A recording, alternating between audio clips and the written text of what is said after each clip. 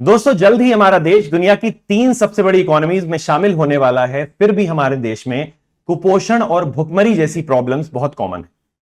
अगर हम बात करें 0 से 5 वर्ष के बच्चों की, तो लगभग 70% बच्चे हमारे देश में कुपोषण का शिकार हैं और उनको जन्म देने वाली लगभग 60% महिलाएं आयरन डेफिशिएंसी और एनीमिया का शिकार।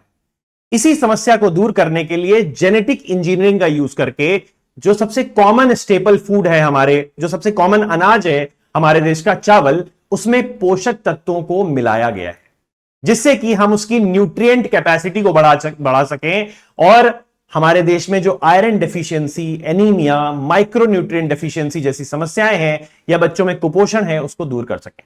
हाल ही में सेंट्रल गवर्नमेंट ने यह डिसीजन लिया है कि हम अपनी जो अनाज बांटने की स्कीम्स हैं उसमें भी नॉर्मल राइस की जगह इसी फोर्टिफाइड राइस का यूज करेंगे। तो आज का हमारा जो पॉइंट ऑफ डिस्कशन है वो इसी के इर्द गिर्द घूमेगा और आज हम बात करेंगे कि किस तरह इसकी बहुत ज्यादा जरूरत है हमें, इसके फायदे क्या होंगे और क्या नुकसान हमारे सामने इसके आ सकते हैं। अपने डिस्कशन पर आगे बढ़ने से पहले मैं आपको बता देना चाहता हूं कि दशहरा के शुभ अवसर पर चहल एकेडमी आपके लिए अपने ऑनलाइन कोर्सेज और रिकॉर्डेड बैचेस में भारी डिस्काउंट लेकर आई है। अगर आप इस कोड को यूज करते हो तो आपको लगभग 50% का डिस्काउंट मिल सकता है। इसके बारे में और जानकारी पाने के लिए आप डिस्क्रिप्शन लिंक पर जाकर क्लिक कर सकते हो और आपको सारी की सारी कोर्सेज के बारे में जानकारी वहां पर मिल जाएगी। चलिए वापस आते हैं अपने डिस्कशन पर और यह जानते हैं कि किस तरह यूनियन कैबिनेट ने यह डिक्लेयर किया है कि हम अपनी यूनिवर्सल पब्लिक डिस्ट्रीब्यूशन स्कीम्स में फोर्टिफाइड राइस का डिस्ट्रीब्यूशन करेंगे।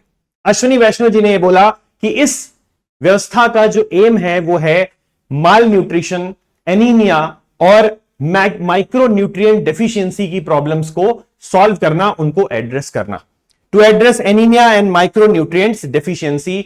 और इस स्कीम को हम नेशनल फूड सिक्योरिटी एक्ट, जो अमेंडमेंट किया गया था 2021 में, जिसमें कि हम 80 करोड़ लोगों को अनाज अवेलेबल करा रहे हैं फ्री में। प्रधानमंत्री गरीब कल्याण अन्न योजना के अंडर में उन सभी लोगों को अब नॉर्मल राइस की जगह फोर्टिफाइड राइस, जिसमें बहुत ज्यादा पोषक तत्व अवेलेबल हैं, उनको अवेलेबल कराया जाएगा, उनको लोगों में बांटा जाएगा।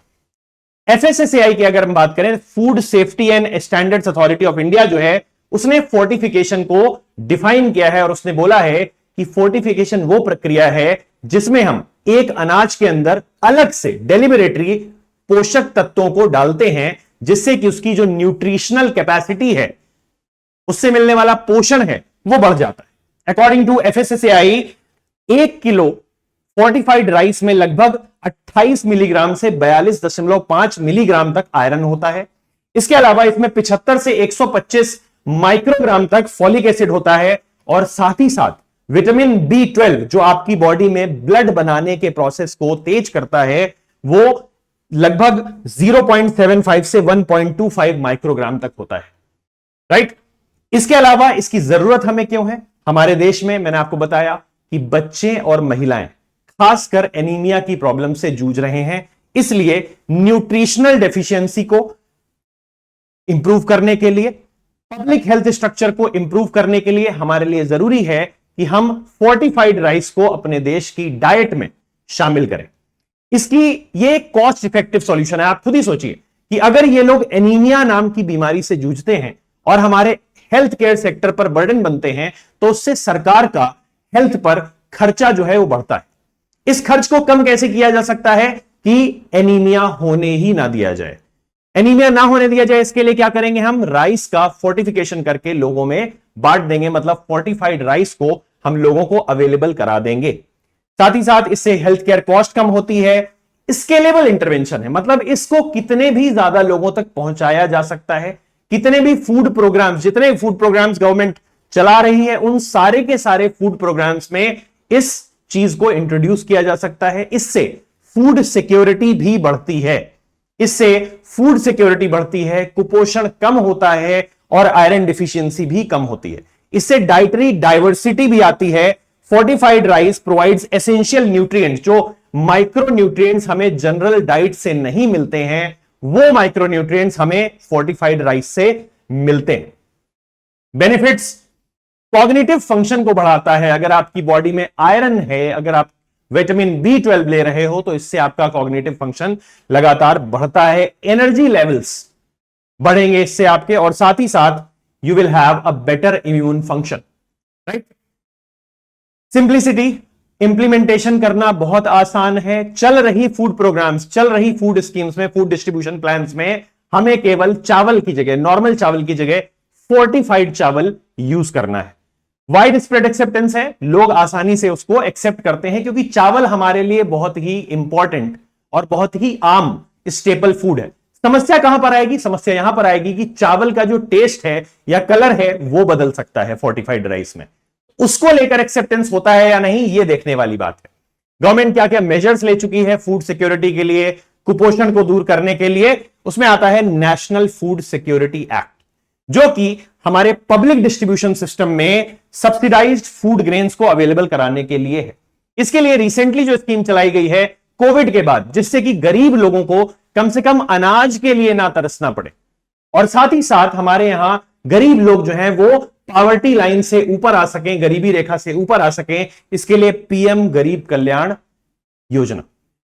उसके अलावा आप जानते हैं कि स्कूल्स में, प्राइमरी स्कूल्स में भी मिड डे मील स्कीम लगातार चलाई जा रही है, जिसमें कि न्यूट्रिशियस मील, पोषण से भरपूर जो खाना है वो स्कूल्स में दिया जाता है। इंटीग्रेटेड चाइल्ड डेवलपमेंट सर्विस जो है, पोषण 2.0 जो है पोषण अभियान है, उसके अंतर्गत आशा वर्कर्स भी पोषक तत्वों से भरा हुआ खाना महिलाओं को, बच्चियों को और छोटे बच्चों को प्रोवाइड कराती हैं। Distributes fortified rice as part of supplementary nutrition for children and lactating mothers. Fortified rice का ऑलरेडी इसमें यूज किया जा रहा है, राइट। इससे रिलेटेड रिस्क क्या हो सकते हैं भाई? ज्यादा फोर्टिफाइड राइस, जो आयरन फोर्टिफाइड राइस है, उसको खाने से आयरन ओवरलोड हो सकता है। अगर इसको एक्सेसिवली लिया जाता है तो हमें अपनी डाइट में कितना राइस लेना है उसको हमें कंट्रोल करना होगा। साथ ही साथ बाकी न्यूट्रिएंट्स का इंबैलेंस हो रहा है, क्योंकि आयरन बढ़ रहा है बट बाकी के न्यूट्रिएंट्स नहीं मिल रहे हैं, जैसे कि प्रोटीन हो गया, फैट हो गया, ये सब तो उससे नहीं मिल रहे, राइट। साथ ही साथ इसकी जो बायो अवेलेबिलिटी है, मतलब आपके बॉडी में जाकर ये कितना अब्सॉर्ब होगा, आपकी बॉडी इसको कितने आसानी से पचा पाएगी, वो बहुत बड़ी समस्या है। उसके ऊपर बहुत ज्यादा रिसर्च अभी नहीं हुई है। इसका टेस्ट और इसका जो रंग है उसको हमारे देश की जनता स्वीकार करेगी या नहीं करेगी, उस पर भी बहुत बड़ा संशय है, राइट। क्या कर सकते हैं हम धीरे धीरे करके कम्युनिटी इंगेजमेंट करके लोगों में बिहेवियरल चेंजेस लाके फोर्टिफाइड राइस को इंट्रोड्यूस कर सकते हैं। अवेयरनेस कैंपेन्स चला सकते हैं, आशा वर्कर्स के थ्रू इन अवेयरनेस कैंपेन्स को चलाया जाएगा तो गांवों में इसको लेकर एक्सेप्टेंस बढ़ेगा।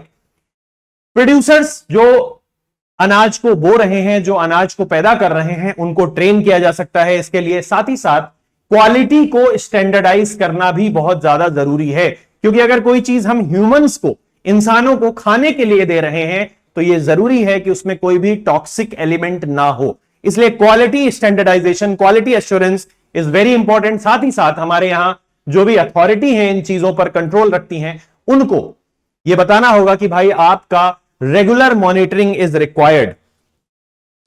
बायो अवेलेबिलिटी पर रिसर्च किया जाना चाहिए कि भाई किस तरीके से इसको ज्यादा बायो अवेलेबल बनाया जाए, मतलब किस तरीके से फोर्टिफाइड राइस को ऐसा बनाया जाए कि वो हमारी बॉडी में आसानी से अब्सॉर्ब हो सके। कंज्यूमर प्रेफरेंसेस को हमें समझना चाहिए और उनको जिस तरीके का राइस चाहिए वैसा राइस ही प्रोवाइड किया जाना चाहिए, वैसा चावल ही प्रोवाइड किया जाना चाहिए। इसका इंटीग्रेशन करना चाहिए हमें। जितने भी न्यूट्रिशनल प्रोग्राम्स, हमारा पोषण चल रहा है या इंटीग्रेटेड चाइल्ड डेवलपमेंट स्कीम चल रही है, उससे हमें इसको इंटीग्रेट करना चाहिए। और साथ ही साथ जो हमारी हेल्थ एजेंसीज हैं, हेल्थ ऑर्गेनाइजेशंस हैं, उनसे भी हमें कोलैबोरेट करना चाहिए। अब इसी पर एक मेंस का प्रैक्टिस क्वेश्चन है, इसको आप जरूर डिस्कस करें। यहां पर हमें यह बताना है कि राइस फोर्टिफिकेशन का क्या महत्व है और किस तरीके से इंडिया माल न्यूट्रिशन, कुपोषण से लड़ने के लिए उसको एक स्ट्रेटजी के तौर पर यूज कर सकता है।